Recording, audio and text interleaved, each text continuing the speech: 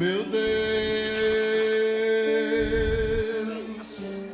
nas palavras desse hino vou cantar meu destino. Oh, meu Deus,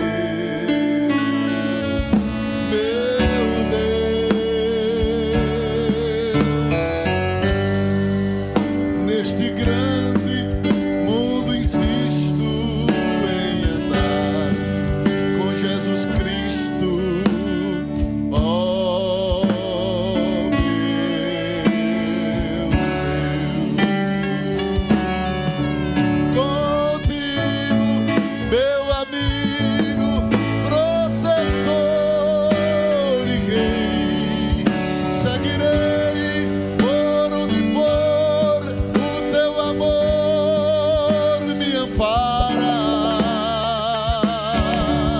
No fundo de um vale ou no monte além, seguirei porque quisestes me salvar também, meu Deus.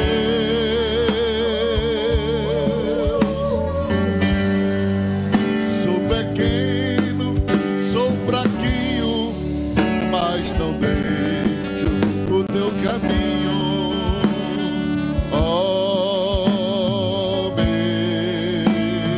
Deus, contigo, meu amigo, protetor e rei, seguirei por onde for, o teu amor me ampara.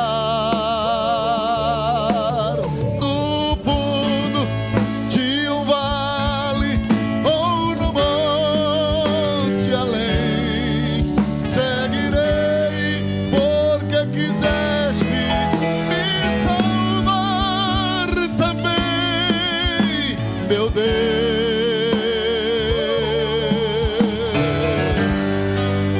Sou pequeno, sou fraquinho, mas não deixo o teu caminho. Oh, meu Deus, oh, foi por mim, Cristo meu mestre, que tu quisestes ao mundo descer.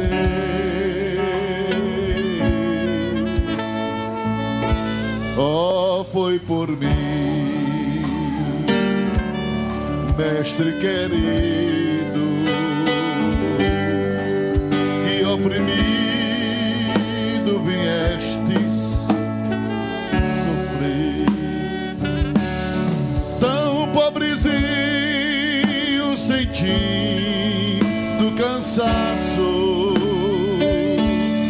oh, quanto almejo seguir nos teus passos,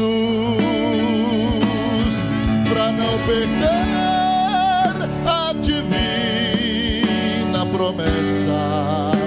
Oh, dá-me mais pressa, Senhor, pra chegar, pra não perder a divina promessa. Oh, dá-me mais pressa, Senhor, pra chegar.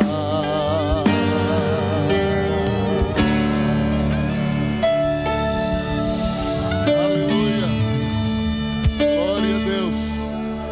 Pai do Senhor, meus irmãos, quero expressar minha gratidão a Deus, minha alegria de poder estar aqui pela primeira vez.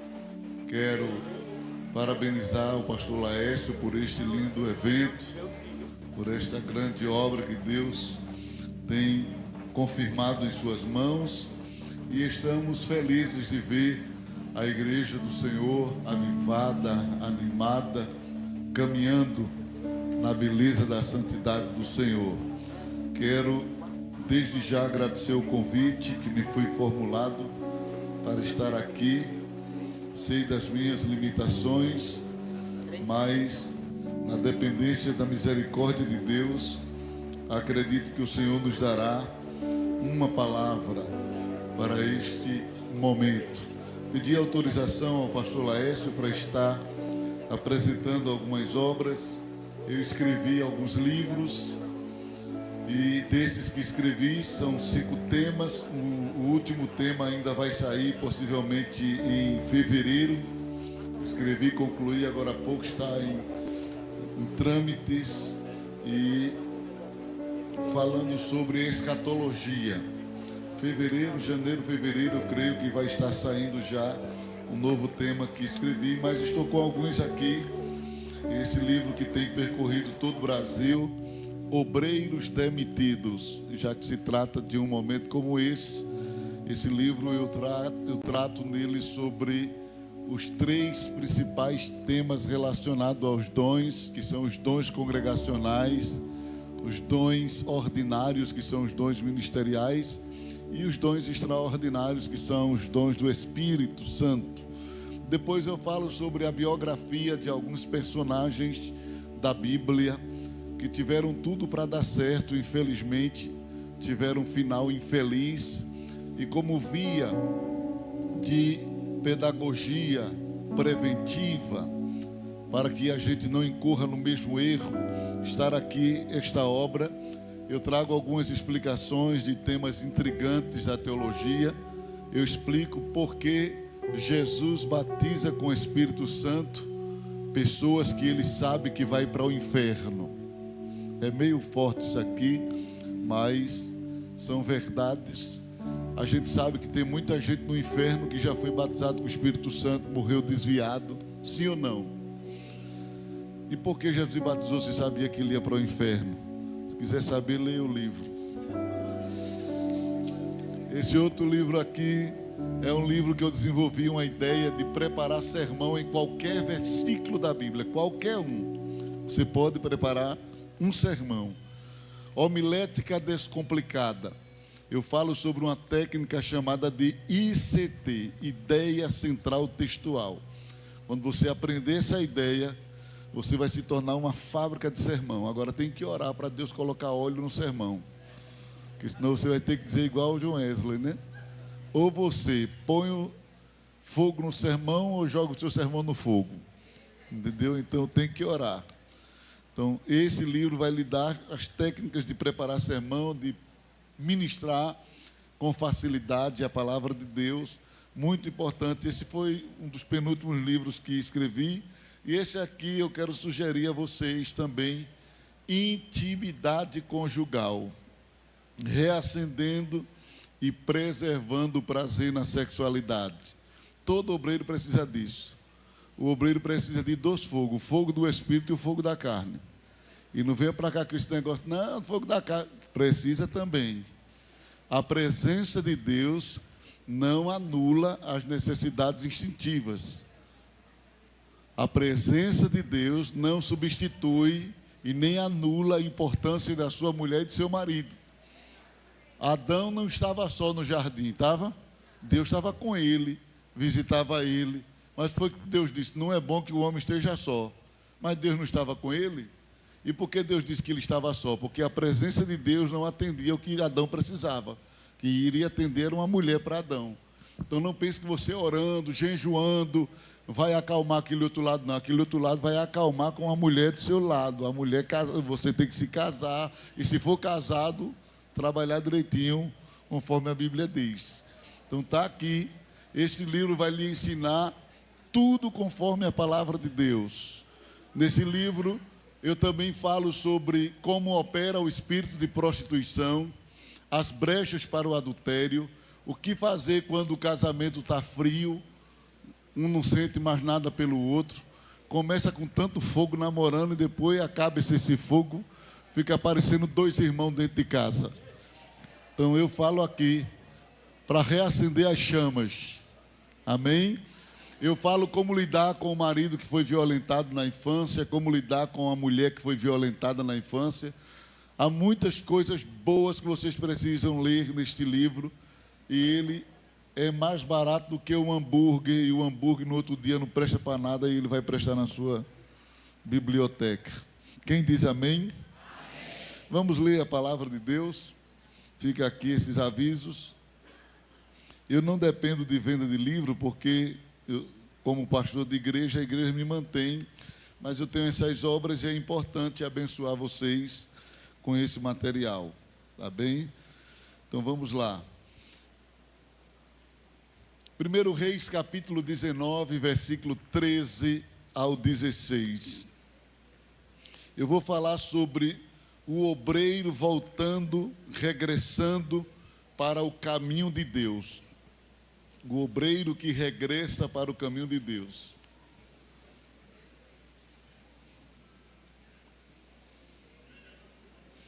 Essa água com gás aqui, se eu der um arroto, não é o leão da tribo de Judá não, viu? É a água aqui. Não, brincadeira. Eu gosto.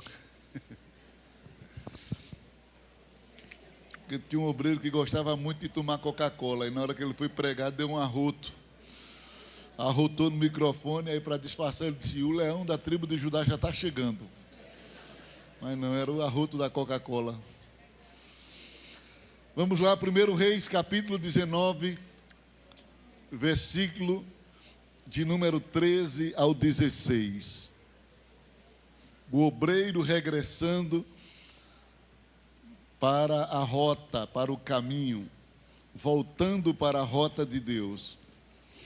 E sucedeu que, ouvindo a Elias, envolveu o seu rosto em sua capa e saiu para fora e pôs-se à entrada da caverna. E eis que veio a ele uma voz que dizia: que fazes aqui, Elias?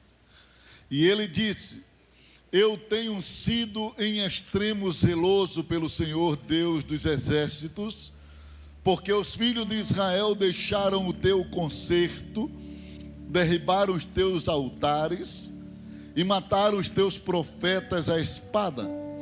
E eu fiquei só, e buscam a minha vida para matirarem.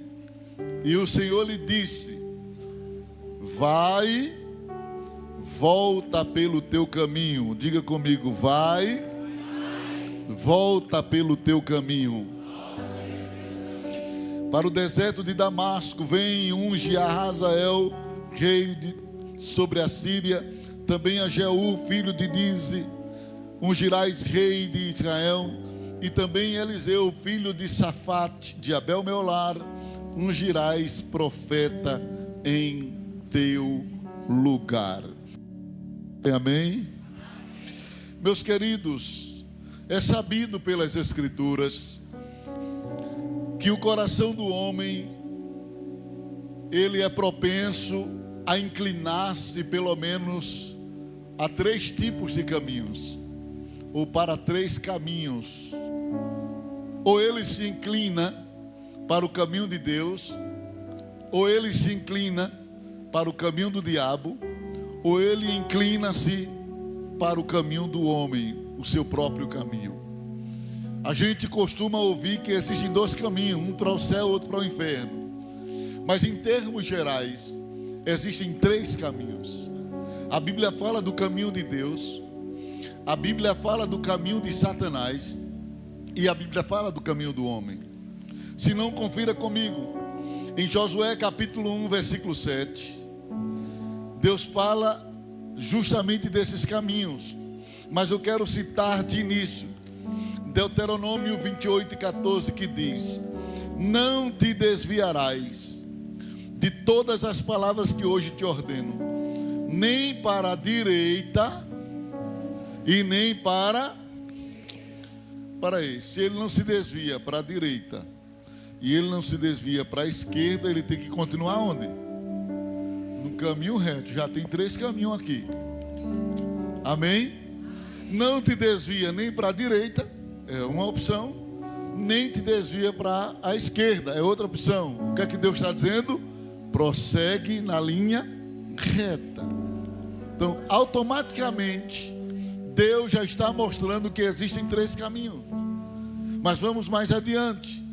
Ele diz: nem para a direita nem para a esquerda, para andares após outros deuses, para os servires. Em Provérbios 4:27 diz assim: não declines para a direita nem para a esquerda, retira o teu pé do mal. Mais uma vez Deus está falando: não declines para a direita nem para a esquerda. Em Provérbios 14:2 diz: quem anda na retidão teme o Senhor, mas o que anda em caminhos tortuosos, a esse o despreza.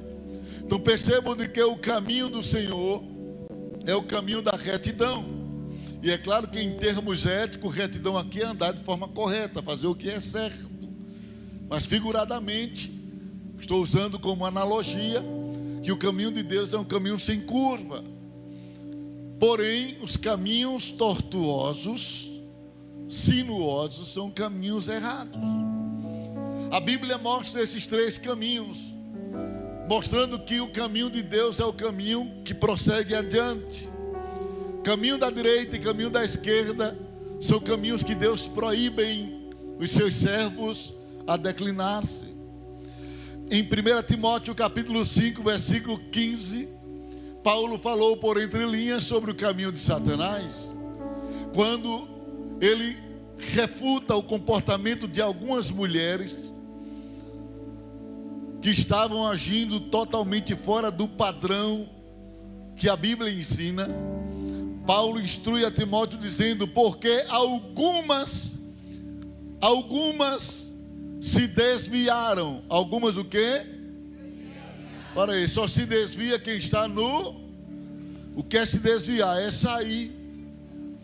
Algumas se desviaram, aí ele diz, indo após Satanás. Veja que o caminho do diabo é um caminho de desvio. Então a própria Bíblia está mostrando que Satanás tem um caminho, e o caminho dele é um caminho de desvio. Por outro lado, a Bíblia também fala do caminho do homem.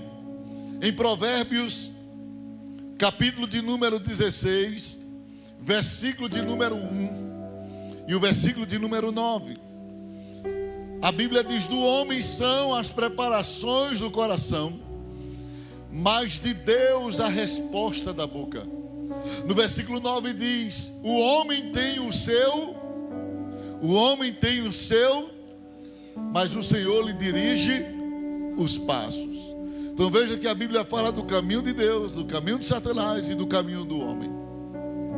E o maior perigo é ter cuidado para não declinar o coração, quer seja para os nossos próprios interesses, caminhos humanos, quando este nos coloca em confronto com os propósitos de Deus, quer seja por desvio espiritual no caminho de Satanás. Existem situações em que o caminho do homem, ele cruza-se com o caminho de Deus. Existem situações em que Deus permite a gente andar no nosso caminho e não nos refuta, porque muitas das vezes o caminho que a gente escolhe lá na frente, ele tem uma entrada que pega o caminho de Deus.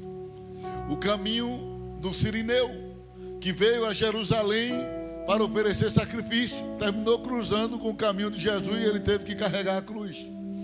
Às vezes o homem planeja uma coisa e Deus permite que naquele plano do homem, os projetos deles vá e se realize ali. Mas no caminho do diabo não, no caminho do diabo não tem como cruzar com o caminho de Deus não, só quando Deus coloca um retorno e tira a pessoa de lá. Mas quer seja do inimigo ou do homem, se coloca em detrimento os planos de Deus, é bom a gente ter muito cuidado para não perder aquilo que Deus tem para nós. O texto em que eu li, Deus diz a Elias: volta pelo teu. Significa que Elias não estava no caminho de Deus. Elias não estava desviado no caminho do diabo, mas Elias estava fora da vontade de Deus quando passou a andar no seu próprio caminho. Nem sempre a gente se desvia dos propósitos de Deus quando vai para o mundo, quando se envolve em pecados. Só o fato de a gente sair daquilo que Deus quer, ficar em casa amuado, zangado, sem querer ir para a igreja, chateado com alguém, já é um caminho que a gente escolhe que está desviando do propósito de Deus. Nem sempre é necessariamente o caminho do Satanás, é um caminho humano. A pessoa, por ser humano, se chateia, se magoa e às vezes fica em quarentena em casa. Mas foi o que Deus disse a Elias: sai desse calabouço aí, dessa caverna, e volta pelo teu caminho. Tu entrou na caverna porque tu não está andando no meu caminho, tu está andando no teu próprio caminho. Quando o crente quer fazer o que quer, termina entrando em lugar que Deus nunca mandou.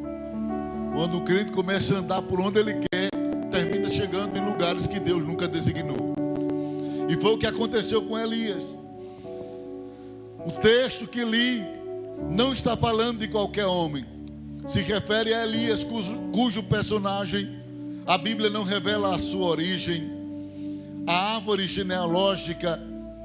Isso me leva a crer que sua família não era uma das mais influentes em Israel, ou não fazia parte da elite social de Israel.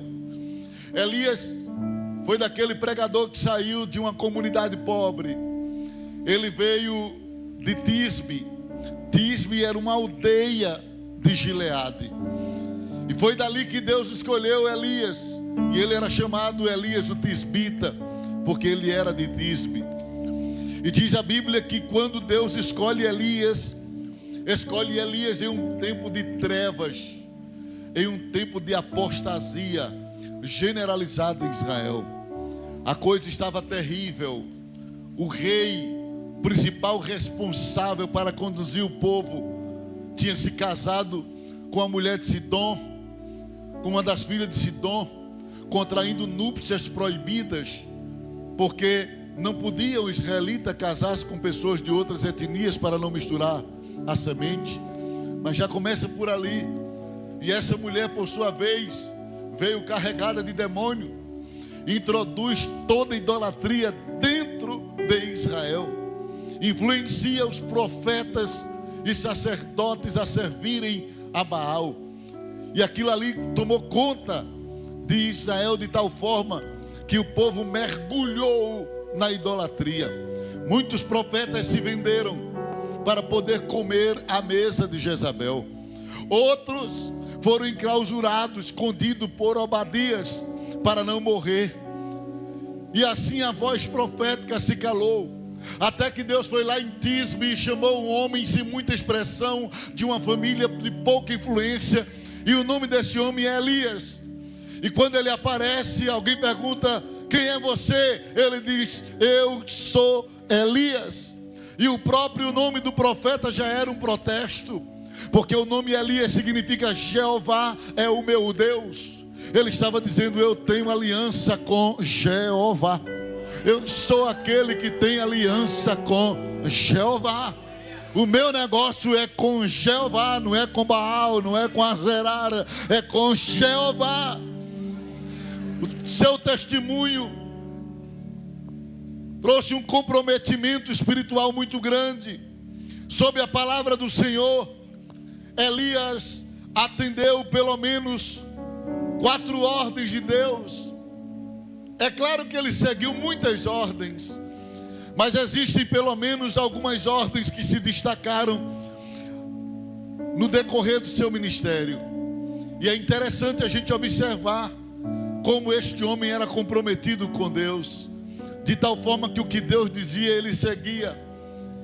E ele saiu do ostracismo, ele saiu de um lugar sem expressão e compareceu diante de Acabe e emitiu uma palavra de juízo. Segundo a minha palavra, eu digo diante do Deus em cuja presença estou, que não vai chover nem vai ter orvalho em Israel até que eu fale novamente. E isso ele falou para a maior autoridade da nação, para Acabe. E quando ele fala isso para Acabe, talvez Acabe não levou isso em conta. Isso é um louco, camarada maltrapilho, mal vestido, vestido de pele de animais, não tinha muita influência. Isso é um doido. Mas daqui a pouco o Acabe começou a perceber que não tinha chuva, nem chuvisco, nem nada. Disse: rapaz, esse camarada que falou comigo ali tem moral no céu, tem crédito no céu.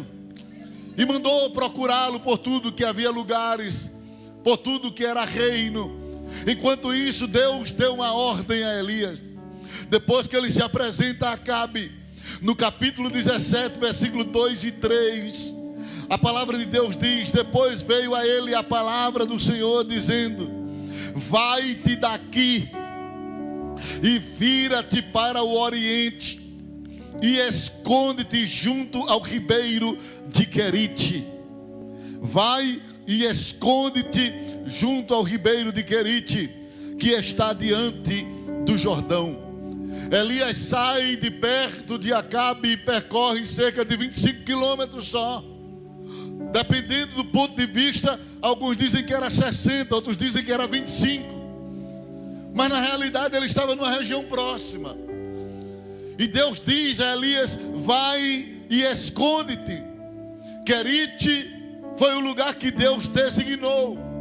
Interessante que Deus não pediu, Deus não perguntou, Deus não opcionou. Deus não disse: Elias, tu quer? Deus disse: vai. Deus não disse: tu acha que é bom? Deus disse: não, vai. Deus deu ordem. E quando Deus dá ordem, Ele está fazendo uso das suas prerrogativas soberanas. Deus só dá ordem porque pelo coração de Elias ele não queria estar ali. Elias queria permanecer dentro dos holofotes, ser conhecido em Israel. Mas Deus disse: tu te apresenta e agora desapresenta. Vai para o Querite e esconde. Porque Deus é assim. Deus tanto faz o homem aparecer como Deus apaga o homem. Ele é o dono. Quando foi para Elias aparecer, vai e diz a Acabe que não vai chover. Mas quando foi para ele desaparecer, vai e esconde-te em Querite. E quando Deus manda o homem sair de diante dos holofotes, Deus tem propósito nisso. Querite é o lugar de aprender que Deus usa os antipáticos para investir no nosso ministério. Tem hora que Deus tira a gente de diante dos holofotes para mostrar que a gente não precisa do financiamento de Obadias nem de Acabe para o nosso ministério prosperar. Às vezes Deus vai usar coisas que a gente não quer. E eu vou para Querite e agora é que eu vou mandar umas aves que ninguém gosta de criar. O que? Urubu, vai lá cuidar de tu. Tem hora que Deus coloca cada tipo de coisa perto do caminho da gente. Ele manda coisa que a gente não quer. Ele manda alguém financiar o nosso ministério. E nem sempre o financiamento vem por pessoas queridas. Quem quer criar urubu? Quem quer criar corvo? Deus usa os antipáticos para dar sustentação ao teu ministério. Até quem você não gosta de estar perto, Deus vai usar para vir te abençoar. É que às vezes quando Deus começa a investir, a gente só pensa que Deus vai usar os queridinhos, os que gostam, os que faz de coraçãozinho de dorama. Não. Às vezes Deus vai usar quem não gosta de tu mesmo, quem está doido para te comer, quem está afim que tu morra para fazer um lanchinho contigo. Mas tem hora que Deus diz: hoje você não vai fazer lanchinho de profeta não, hoje você vai levar lanche para profeta. Deus pega quem quer te devorar e bota para te alimentar.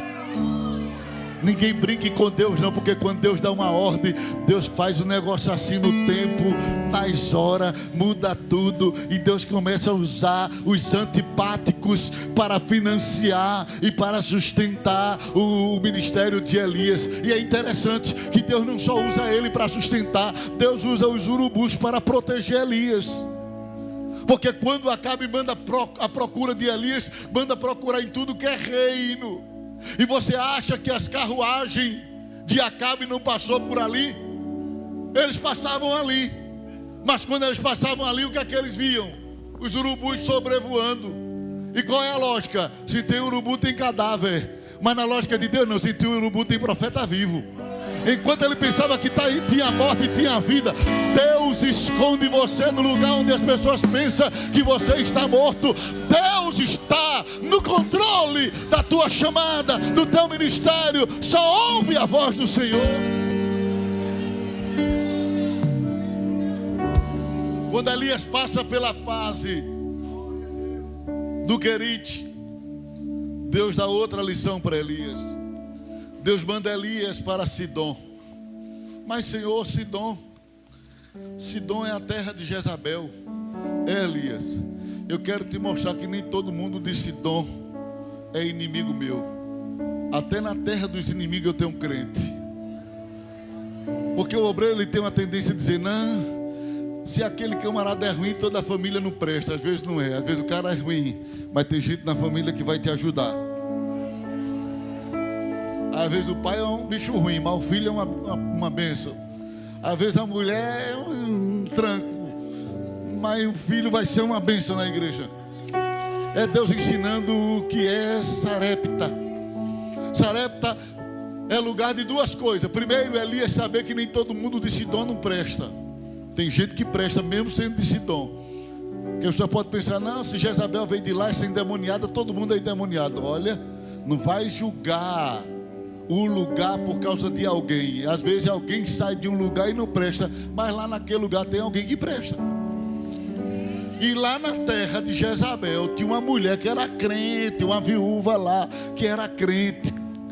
E Deus diz a Elias: eu já dei ordem para ela te sustentar. E Elias chegava animado: deve ser uma viúva rica. Ela vai me sustentar? Não, Deus disse que os corvos iam trazer, e os corvos trouxeram carne para mim e pão. Então essa viúva deve ser melhor do que os corvos. Não, vamos lá. Só que quando ele chega lá, a viúva está pegando uns pedacinhos de pau, uns cacarecos, para fazer a última refeição. E lembre-se que já fazia tempo que não chovia. A água já estava em racionamento, já estava em crise. E a mulher chega lá e a primeira coisa que ele diz é: me dá um pouquinho aí daquilo que está em crise, me dá um copo com água aí. A mulher é generosa. Ela diz: tudo bem, vou lá pegar. Tinha pouquinha água, mas dá para dividir. Quando ela vai, aí ele diz: aproveita, traz um bolo também. Aí já é demais, Jeová. Mandei eu tirar da água, que já está um pouquinho, ainda vai. Mas pegar a massa do bolo que eu vou fazer para mim e para o meu filho comer e morrer e dividir. Aí ela voltou meia virada, olhou para o homem de Deus e disse assim: olha, meu senhor, a água dá para trazer, agora o bolo não. Por que não? Porque o bolo só tem um pouquinho ali dentro. Eu vou fazer, estava ali pegando aqueles cavacos para fazer um bolo para eu comer com meu filho, dividir com meu filho. Se fosse hoje, ela ia dizer: a Bíblia não manda amar o próximo mais do que a ti mesmo. Então, eu estou certa, para comer com meu filho, e depois a gente morre, não tem mais comida. Aí ele disse assim para ela: só tem isso aí? Faz primeiro para mim. O que? Faça primeiro para mim, porque assim diz o Senhor: a farinha não vai se acabar. Às vezes você pensa que a viúva vai te sustentar sem nada. Não é que primeiro você vai semear na casa da viúva para poder colher. Deus está te levando para abençoar a viúva e vai usar a viúva para te abençoar. Mas até então a viúva não sabia quem era ele. A viúva tinha notícia de um tal de Elias, que profetizou sobre uma seca, e ela tinha dúvida se Elias era um homem de Deus ou não. Então Deus leva Elias justamente para a casa da mulher que não tinha confiança no ministério de Elias. Quando chega lá, Elias emite uma mensagem de prosperidade, transmite uma mensagem de bênção. Não vai se acabar a farinha nem o azeite. Eita, mil e uma maravilha. Mas a mulher ainda fica desconfiada. Daqui a pouco o filho da mulher morre. E quando o filho da mulher morre, que ela já está quase acreditando que Elias é um homem de Deus, ela chega e diz assim: tu viesse aqui resgatar o meu pecado? Tu viesse aqui para Deus cobrar o meu passado? Aí Elias diz: me dá teu filho. entra com ele no quarto, deita sobre ele, o menino respira, ele devolve. Quando ele devolve, aí a mãe diz: agora eu sei que tu és homem de Deus. Ele estava lá, mas ela não tinha confiança. Às vezes Deus leva você para Sarepta para tirar a dúvida de pessoas que acham que você não é de Deus. Aí Deus coloca você na vida dessas pessoas para eles saber que Deus é Deus na sua vida e no seu ministério.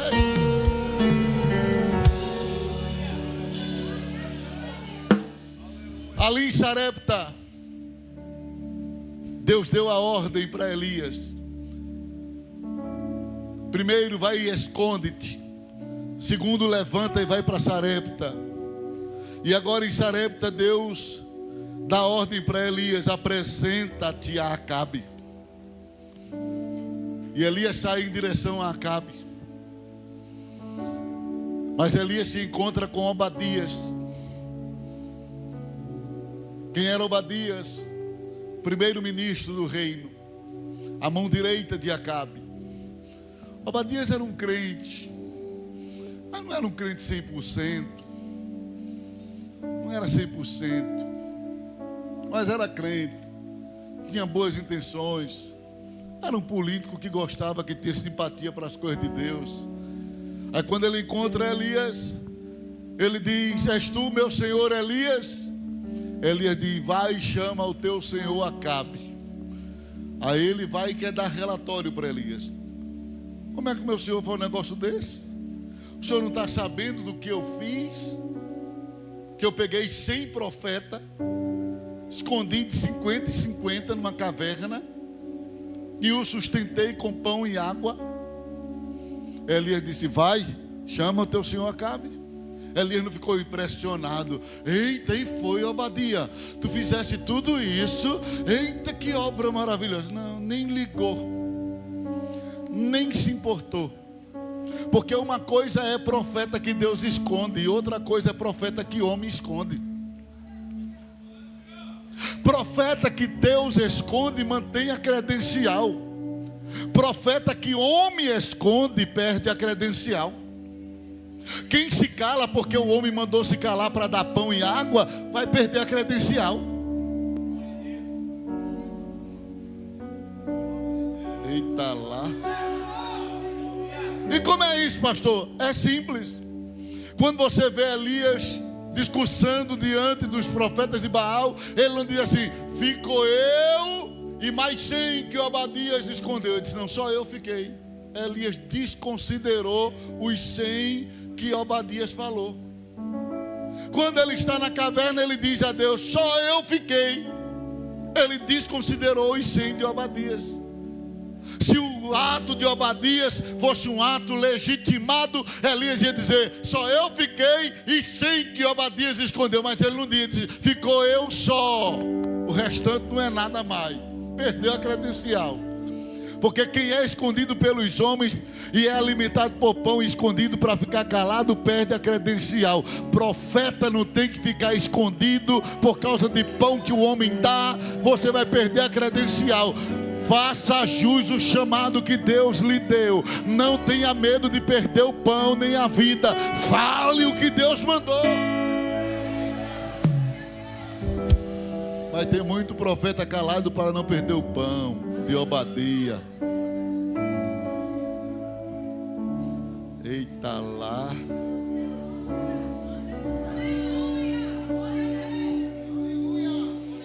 Você me chamou para pregar, vou entregar o pão todo. Eu estou só começando.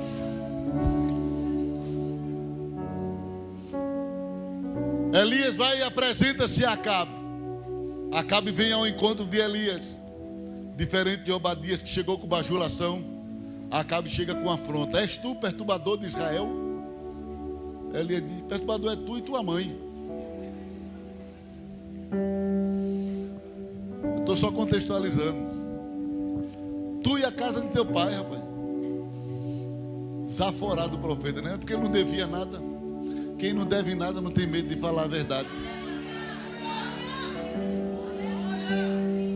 Ele não comeu na mesa de Jezabel para estar caladinho, nem comeu o pão de Obadia. Ele estava sendo alimentado pela provisão de Deus. Porque para onde Deus aponta, Ele paga a conta. Para onde Deus dá direção, Ele dá a provisão. Nem tenha medo. Se Ele mandar para Querite, tem pão. Se Ele mandar para Sarepta, tem pão. Para onde Deus aponta, Ele vai pagar a conta. Não tenha medo de andar na direção de Deus.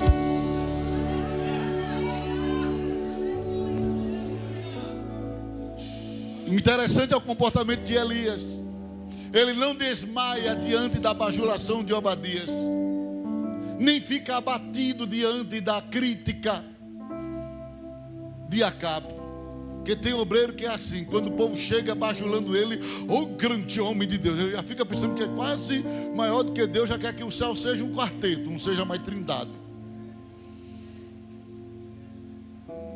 Fica querendo mudar a configuração do céu. Você não tem que se engrandecer com nada de bajulação, não. Às vezes os elogios vêm só para tirar proveito da gente. Se você fosse uma pessoa que não tivesse nada a oferecer, ninguém vinha estar te bajulando.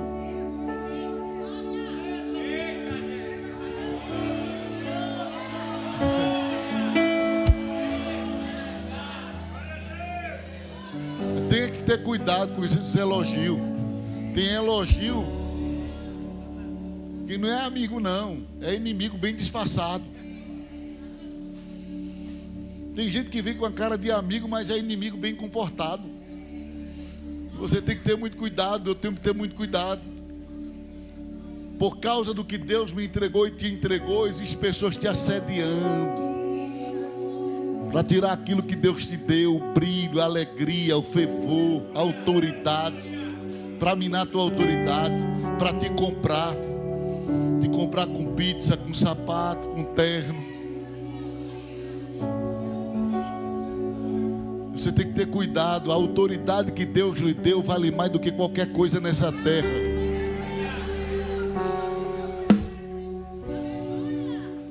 E vem Obadias com aquela bajulação, Elias está nem aí.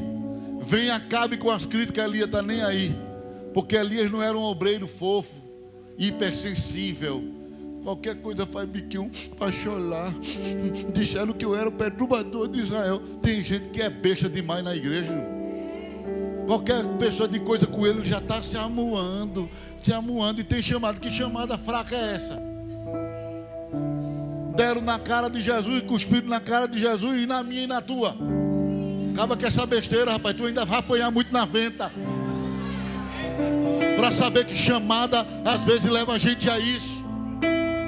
Mas tem gente, qualquer coisa é hipersensível. Eu vou mudar de igreja porque estão me perseguindo. Eu vou fazer isso. Que é isso, gente? Onde é que você vai parar? Me diga qual é a igreja que não tem fofoqueiro. Me diga qual é a igreja que não tem crente ruim. Me diga qual é a igreja que não tem invejoso. Me diga onde é que existe essa, que eu vou lhe dar um conselho. Não vá para lá, senão você vai estragar.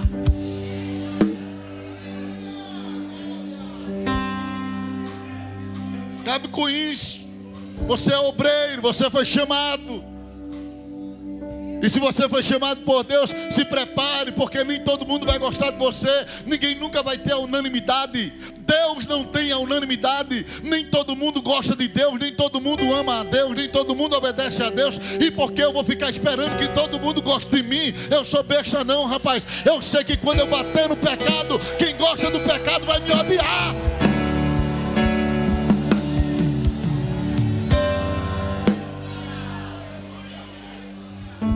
Você quer ser obreiro Papai Noel, dar presente a todo mundo sem levar em consideração o caráter? Não, querido. Quem tem chamada age com justiça. O certo é certo, o errado é errado. O certo é certo, errado é errado.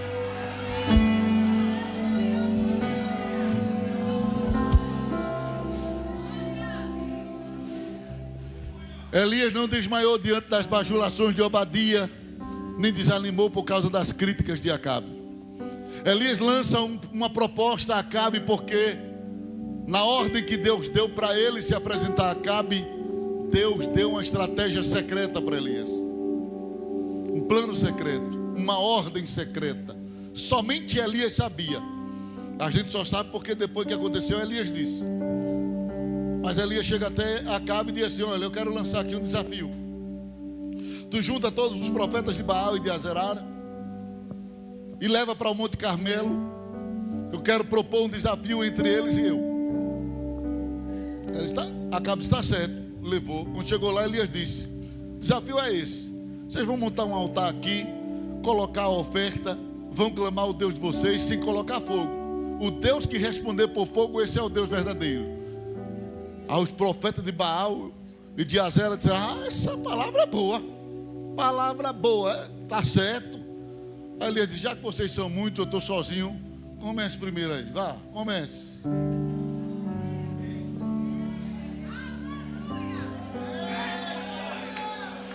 É tudo que profeta de Acabe quer ser sempre o primeiro, Profeta de Acabe nunca quer ficar por segundo, mas o profeta de Deus está nem aí se é primeiro, se é segundo. Vai, profeta de Acabe, tu gosta de ser primeiro, vai na frente, profeta de Acabe.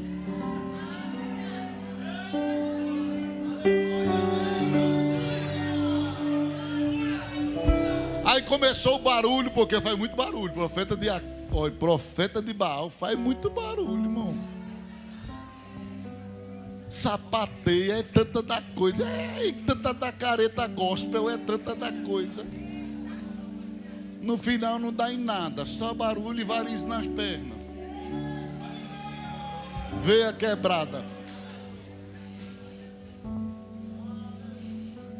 Clamaram de manhã até meio-dia. Quando chega meio-dia, Elias faz um teste de teologia. Começa a dizer: clama mais alto. Ele deve estar viajando. Elias estava criticando: Baal não é onipresente, tem que viajar. O meu Deus está em todo lugar. Clama mais alto. Ele está dormindo. Baal não é onipotente, ele tem que dormir para recompor as forças. O meu Deus não dorme, não tosqueneja. Clama mais alto. Ele deve estar atendendo a alguns aí, a fila está grande para ver se tu entra. Baal não é onisciente, ele tem que atender de um por um. O meu Deus de todos, se ele quiser.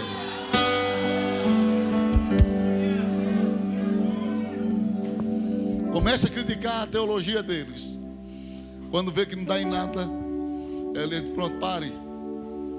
Deu em nada, só deu arranhão, corte, saiu gente mancando, cortado, porque eles se lancetavam todinhos como sacrifício a Baal. Elias organizou o altar. Nessa época Israel estava dividido em reino do norte e reino do sul, mas Elias disse: não, Deus não é Deus de divisão, vou fazer um altar com as 12 pedras, o Deus da unidade. Vamos lá, 12 pedras, nada de desunião aqui. No meu altar vai ter união, 12 tribos, 12 pedras. Porque se quiser que Deus responda com fogo, não tem que ter divisão, tem que ter união. Bora lá, união, 12 pedras. Aí ele chama os homens e diz: não, vou fazer uma coisa nova aqui, vou inovar.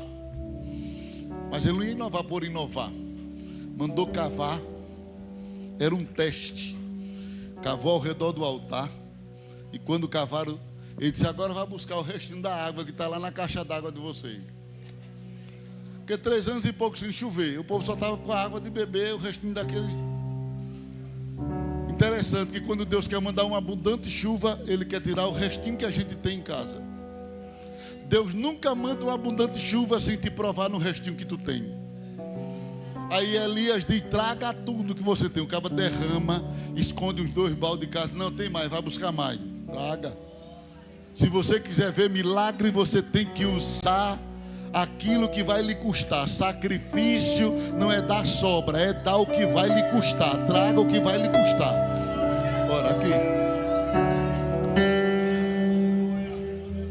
Quando derramou a água, aí Elias revelou. Pode ver na Bíblia. 1 Reis capítulo 18, versículo 36. Sucedeu, pois, que oferecendo a oferta de manjares, o profeta Elias se chegou e disse: ó Senhor Deus de Abraão, de Isaque e de Israel, manifeste-se hoje que tu és Deus em Israel. Agora veja: e que eu sou teu servo, e que conforme a tua palavra fiz todas estas coisas. A gente não encontra Deus mandando Elias fazer isso, porque foi uma ordem secreta. Nem tudo que Deus vai fazer lá na frente Deus revela. Tem que guardar, só se revela na hora certa. Tem coisas que Deus te diz lá em Sarepta, mas Ele vai cumprir lá no Carmelo. Tem coisas que Deus te contou lá na casa da viúva, na casa da provação, mas Ele vai fazer que você execute lá no monte da revelação. Vá lá no monte, guarda. Nem tudo que Deus te diz você pode dizer a hora que quer. Não fique emocionado não, guarda, rapaz. Na hora certa você diz: Senhor, eu mandei cavar, eu mandei buscar água, eu fiz assim porque foi Tu quem mandou eu fazer. Eu não estou inovando por conta própria. Eu estou fazendo o que Tu me mandou fazer. Tudo que ele estava fazendo era a ordem de Deus. Era a ordem de Deus. Interessante que ele diz: prova que hoje Tu és Deus e eu sou Teu servo. Ele prova que eu sou Teu servo. Primeiro não é a gente que se destaca, primeiro é Deus. A gente só aparece depois que Deus aparece. Quando você aparece, Deus desaparece. Mas quando Deus aparece, você aparece também. Ele disse: prova que Tu és Deus e que eu sou Teu servo. Quando a gente se preocupa em Deus aparecer, Deus reflete a glória dEle em quem Ele ordenou.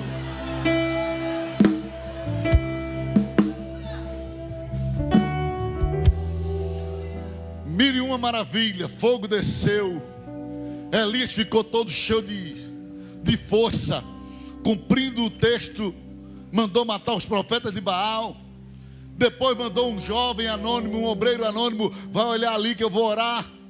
O jovem deu 7 voltas e quando voltou disse: olha, tem uma nuvem tamanho da palma de uma mão. Diz a Acabe que ele pode se aparelhar no carro e correr, porque está chegando aí uma abundante chuva. Maravilha, era fogo, era água, era coisa do céu acontecendo. Mas daqui a pouco chegou um fofoqueiro lá do palácio e disse assim: Elias, ô Elias, fala, rapaz. Jezabel, eu vi uma conversa. Que conversa? Jezabel disse que vai te matar amanhã. Foi assim ou não foi? O cara veio lá do palácio e disse: Elias, ela vai te matar amanhã. Elias caiu o semblante, perdeu o ânimo, perdeu a alegria. Profeta que disse: vai cair fogo, vai descer água. Uma fofoca desmontou ele. Uma ameaça desmontou ele. Entrou numa depressão. Disse ao jovem que esteve com ele lá: vai lá, olha, vem, vai. Disse: ó, tu fica aqui, não me segue mais não. Por que não vai ter fogo não? Tem que fogo que nada. E não vai ter nuvem mais não? Tem nuvem mais não, fica por aqui. E ele entrou no deserto. Não foi Deus que mandou. Até então Elias fazia tudo que Deus mandava. Vai para Querite, Deus mandou. Vai para Sarepta, Deus mandou. Vai para o Carmelo, Deus mandou. Mas agora Deus não mandou ele entrar no deserto. Por isso que quando Deus vai ter com ele de volta pelo teu caminho, não fui eu que mandei não, tu que pegou esse caminho aí. Elias vai e entra no deserto, sozinho. Deita debaixo de um símbolo, de uma árvore, e pede a Deus para morrer. Usa de lamúria. Mas Deus é tremendo. Deus é terrível. Deus poderia dizer assim: ô covarde, ô bicho frouxo.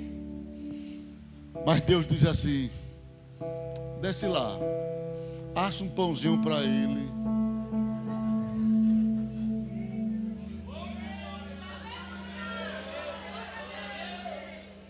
O problema dele eu acho que é fome. Vai lá, assa um pão. Aí desce um garçom do céu, prepara pão, dá a Elias. Elias come, mas a angústia é tão grande que ele volta a deitar. Deus diz: assa outro.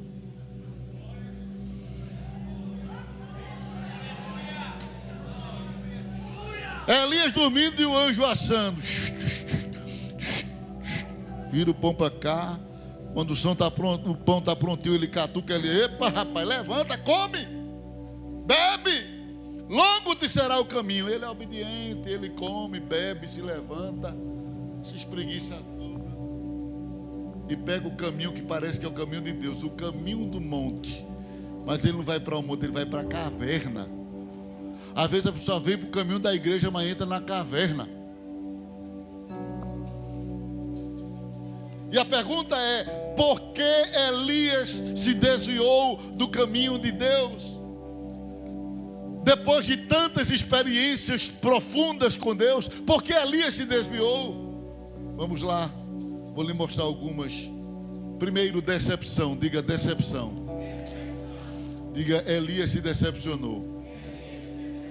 Diga assim: Elias depositou boa expectativa em quem não presta. Porque decepção é isso, é você esperar coisa boa de quem não presta. Você acha que fulano é bom. Eu vou mostrar para Acabe que o fogo vai cair, eu vou mostrar para Acabe que vai chover. Mas quando Acabe chegou lá na casa com Jezabel, não falou que fogo caiu, não falou que a chuva desceu. Sabe o que ele disse? Elias matou teus profetas. Quem é ruim não se converte com presente não, querido. Tu pode fazer o que for para tentar converter o coração de quem é ruim. Quem não gosta de tu vai usar os teus presentes, ainda vai falar mal de tu. Final disso, decepção. Porque se Deus não transformou Acabe, quem diz que Elias vai transformar? Se Deus não transformou aquele coração, quem diz que teu presente vai transformar? Eu vou dar um cargo para fulano mudar para mim. Eu vou botar ele para ser presbítero para ele mudar. Ele vai virar um demônio, rapaz. Ele vai virar um obreiro endemoniado para te perturbar. Cargo, presente não muda quem Deus não converte não. Você vai se decepcionar. Eita lá.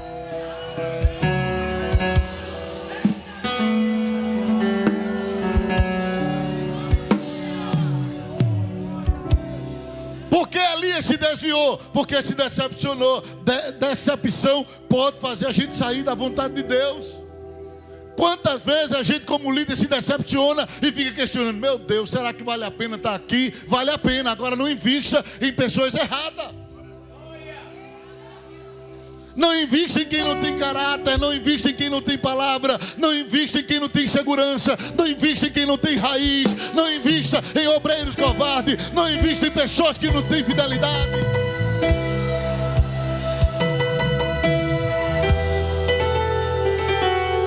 Orabacala machura la managácia.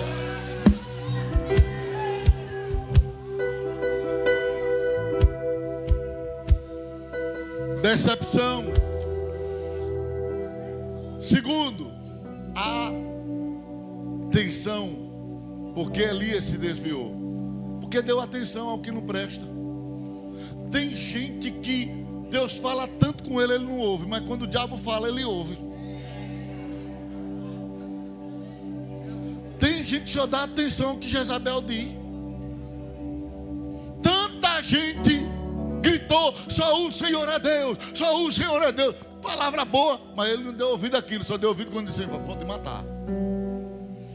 Tem gente que não vê o que Deus está fazendo, mas vê o que o diabo está dizendo.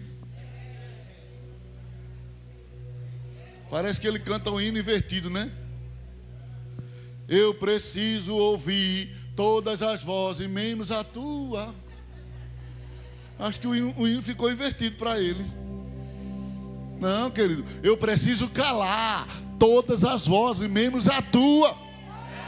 Mas tem gente que está ao contrário. Eu preciso ouvir todas as vozes, menos a tua. Em vez dele ouvir Deus, não, só ouve os outros falando.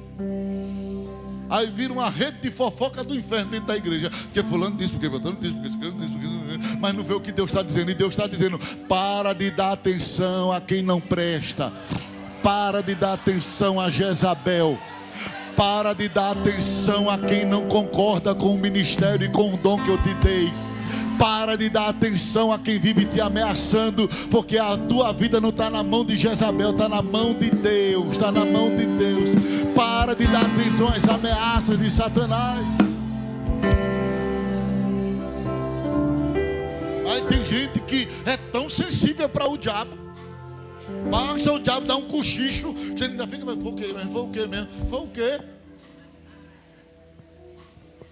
Não, querido, pare de dar atenção. Porque Elias se desviou.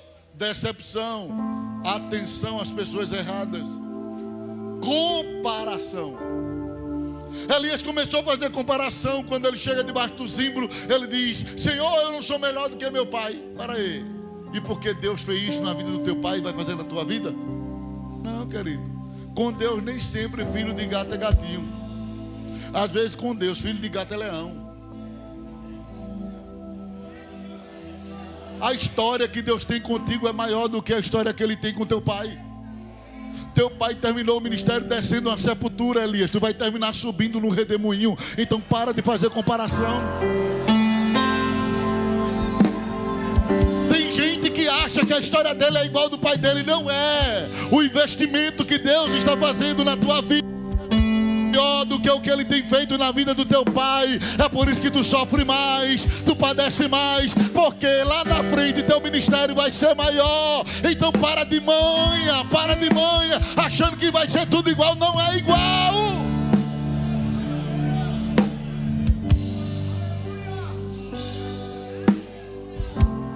Eu disse a vocês que eu tenho uma palavra de Deus, eu estou falando. Porque Elias se desviou por causa de decepção. Começou a acreditar em pessoas erradas por causa de atenção. Começou a ouvir quem não prestava por causa de comparação. Começou a pensar que a vida dele seria igual à vida do pai dele. Quarto, por causa de confusão.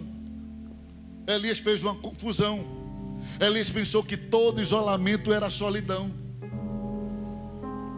Elias pensava que porque ele se isolou, ele estava só. Deus estava lá dentro da caverna olhando para ele.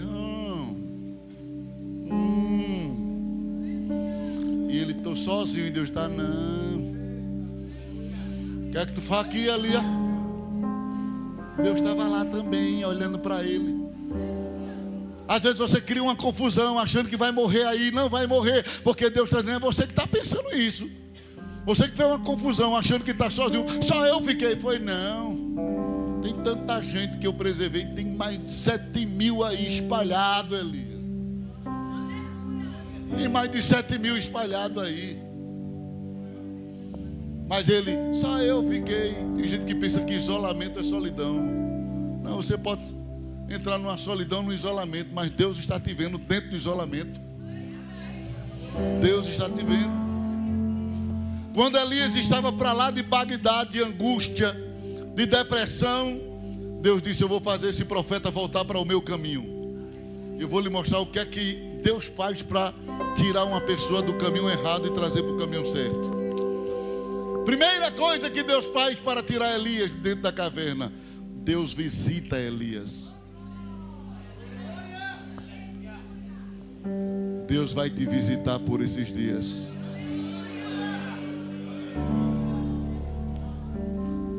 Deus vai te visitar por esses dias. Deus não vai deixar você morrer dentro dessa caverna. Os investimentos de Deus na tua vida foi muito alto, e Deus não vai abrir mão de você por causa de uma ameaçazinha de Jezabel, não, nem por causa dessa confusão que está na tua mente, achando que vai morrer, que vai perecer. Deus vai te visitar por esses dias. Tem hora que não é urubu, tem hora que não é viúva, tem hora que nem é anjo. Deus vai dizer: não dá certo se eu mandar o urubu agora, não vai dar certo se eu trazer a viúva, nem vai dar certo se eu mandar anjo. Não funcionou? Então eu mesmo vou lá falar com ele. Eu vou falar com Elias. Existe situação na vida do obreiro que ninguém consegue, só mesmo a visita de Deus na caverna, só mesmo Deus. E Deus está dizendo para alguém: eu vou te visitar, eu vou te visitar, eu vou te visitar. O que tirou Elias da caverna? A visita de Deus. Segundo, as revelações de Deus. Quando Deus chega na caverna, Deus diz a Elias: sai, Elias, fica aí não, vem aqui para a porta. E quando Elias vem para a porta, Deus faz um teste de discernimento. Vou mostrar que ele ainda está afiado. Aí Deus diz ao fogo: passa lá. E lá vem a labareda. Elias olha assim: não é de Deus não. Eu posso estar angustiado, mas eu sei quando é o fogo é de Deus. Ó, profeta ainda sabe o que é fogo meu e o que não é. Aí Deus diz: vai terremoto. É o terremoto. Aí Elias: faz muito barulho, mas não é Deus não. É vento, é terremoto, é fogo. Não. Daqui a pouco uma voz faz: Elias, sim, Senhor. Sim. Eu estou cansado, mas não estou doido não. Eu posso estar angustiado, mas eu sei quando Deus está falando. Você sabe que Deus está falando com você nesta noite. Você pode estar ferido, abatido, angustiado, mas você sabe que a voz que está ecoando aqui esta noite não é terremoto, não é fogo estranho, é a voz daquele que visitou Elias na caverna e está te visitando nesta noite e dizendo: por que tu estás assim? O que é que tu faz aí?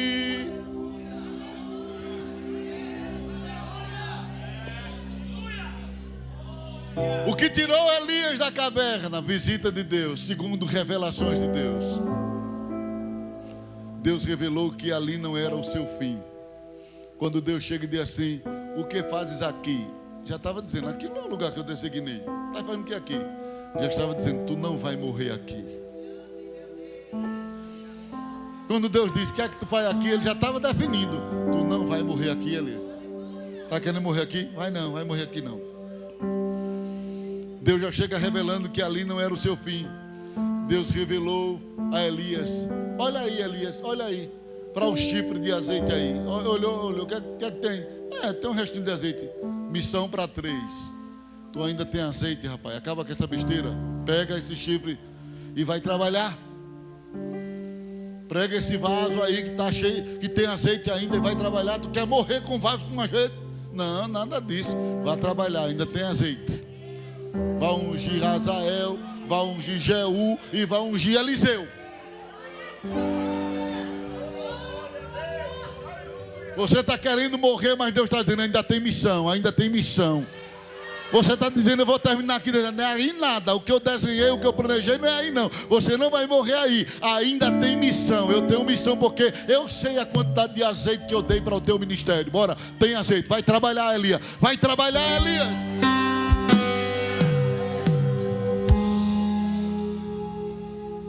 Deus estava dizendo: tu não vai terminar a missão como tu quer, tu vai terminar a missão como eu quero.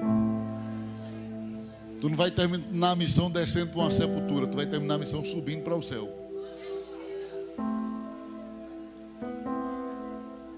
O que tirou Elias da caverna? Visita de Deus, revelações de Deus, designações de Deus.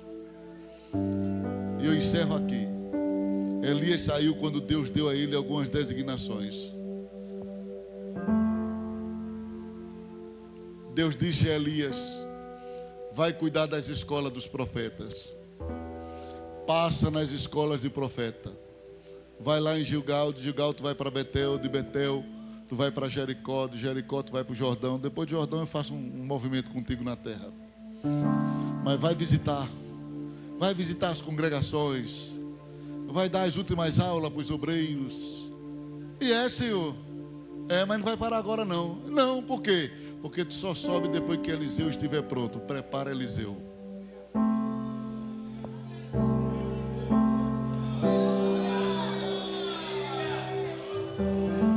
Você não vai morrer enquanto Eliseu não estiver pronto. Você não vai partir enquanto Eliseu não estiver pronto. Você não vai sair enquanto Eliseu não estiver pronto. Enquanto Deus não preparar um sucessor para o teu ministério, tu vai continuar aí ralando, pagando preço, pregando.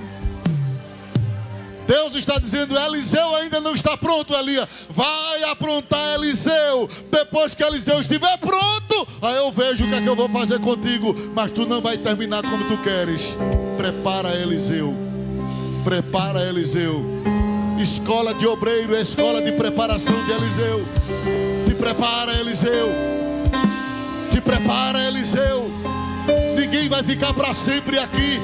Vai chegar uma hora que essa cadeira vai ficar vazia e Deus quer outro homem para ficar aqui. Mas enquanto Eliseu não estiver pronto, quem fica é ele, quem continua é ele. Mas enquanto isso, vai preparando Eliseu, vai preparando Eliseu, vai preparando